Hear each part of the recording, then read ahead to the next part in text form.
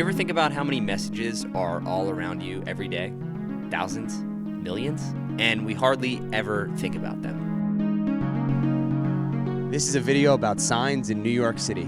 We're at the very top of Manhattan right now, and we're gonna walk all the way down and see how many signs we can find along our route. But what if we stopped to pay attention to what they all have to say?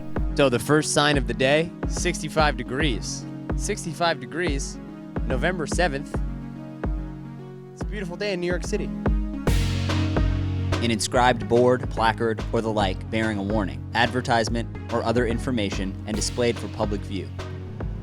Good afternoon. My name is Ken Gibson, and I live in this neighborhood. What neighborhood is this? Well, we call this Washington Heights. Do you have a favorite sign of New York? There's a sign right over there that just says Park will open in 2020. So let me ask you, what year is it now? It's 2023. And we're almost in 2024, almost in 2024. Right? It closed mysteriously in 2019. I got so angry, I actually ran for city council. That's what I was doing today. This is my final moment of the campaign. I'm going home to sleep, get my life back. Vegas odds are that I'm not going to win, but I'm making a statement. That's how bad I want that park open. Is there a good sign? Just one thing that you think symbolizes New York City? Well, it might be the Yankees. I'm a big Yankees fan. I mean, this wasn't a great year for the Yankees, I have to admit, you know. But win the World Series next year, okay? To mark with a sign, especially the sign of the cross. The Iron Cross was recovered intact from Ground Zero in Lower Manhattan. It was presented to the Church of Good Shepherd by the Port Authority Police Department to stand as a memorial to those who lost their lives on September 11, 2001.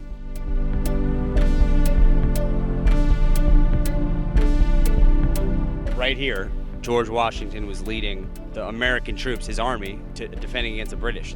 War almost ended if they didn't narrowly make their escape. This was where the last battle was before they lost New York to the British. Now you know. ¿De qué se trata esto? Tumbamos, tenemos que meter preso a Donald Trump, que es un delincuente, es un ladrón y es un estafador. A motion or gesture used to express or convey information, an idea, etc.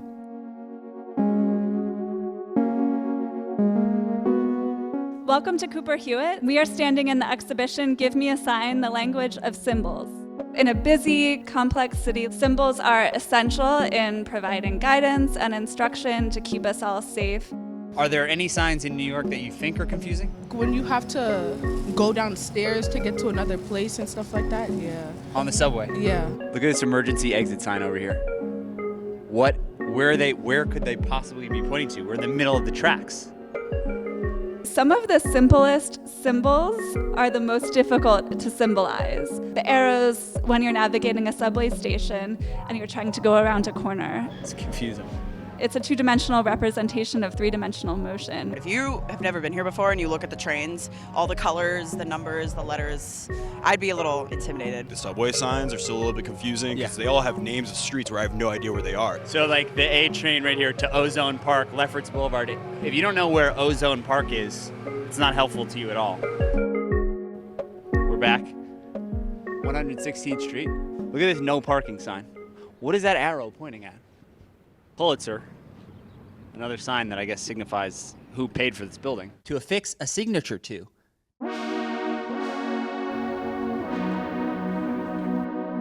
As you move through the different neighborhoods of New York City, the signs sort of change a little bit to reflect the neighborhood that you're in.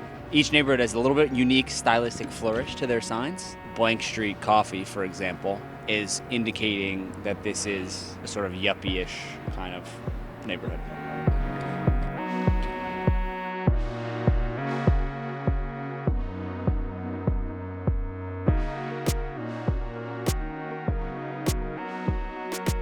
Traces as footprints of a wild animal.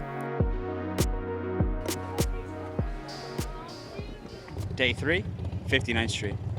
So the 1740 up there is like, it's probably the building number, but how often do you see a building number on the top of a building like that? An omen. Important. We're entering probably the most famous sign neighborhood in the world, Times Square.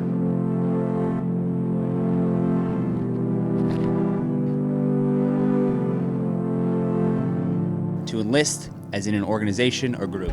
No 360-degree cameras allowed. Why would that be? It's got to be some kind of anti-terrorism thing. You can tell we're in Times Square right now because all the signs on these different storefronts all have like lights.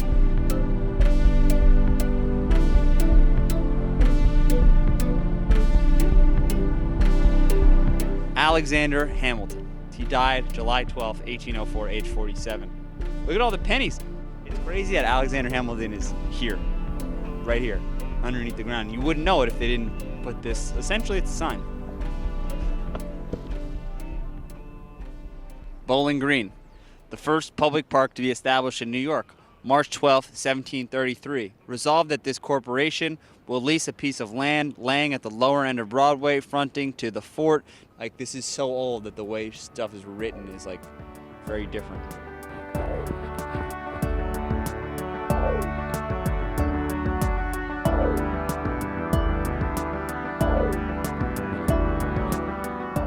After many hours of walking, we finally made it to the bottom of Manhattan, the bottom of Broadway. And behind us we have probably the most iconic symbol of New York City, Statue of Liberty.